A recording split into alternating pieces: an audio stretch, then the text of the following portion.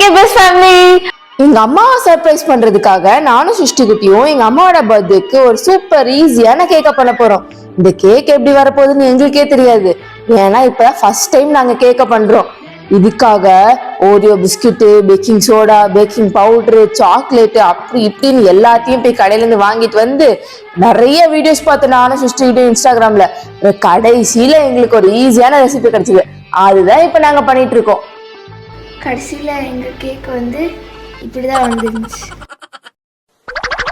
இந்த கேக் பண்ண மூஞ்சி நீ பாக்குறீங்களா? இந்த மூஞ்சி தான் அக்கா நல்லா இருக்கும்லக்கா. டேஸ்ட் நல்லா தான் இருக்குப்பா. கிளிக்கா.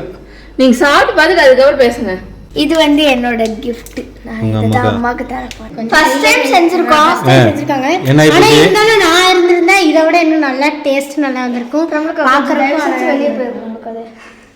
கேக் என்ன ஆயிப்போச்சு? கேக் வந்து கொஞ்சம் ஃபெயிலியர் ஆயிடுச்சு. இது வந்து பாக்குறதுக்கு வந்து கேக் மாதிரி இல்ல, எசக்கு பசக்க ஆயிப்போச்சு.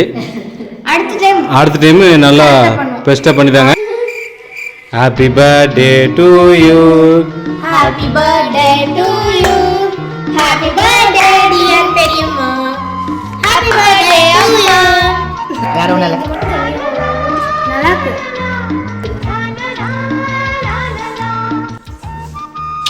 Happy birthday to you. Thank you Thangarasu. நான் நல்லா பண்ணிருப்பேன், இவங்க நல்லா பண்ணிருப்பேன்னு சொல்லிட்டு என்னெல்லாம் திட்டிக்கிட்டு உட்காந்து தட்டை ஃபுல்லா அவங்களே தின்னுட்டு இருக்காங்க. நான் டேஸ்ட் ஆனா டேஸ்ட் நல்லா இருக்கு. அப்படியே பிரசன்டேஷனுக்கு ஆகாதப்போ.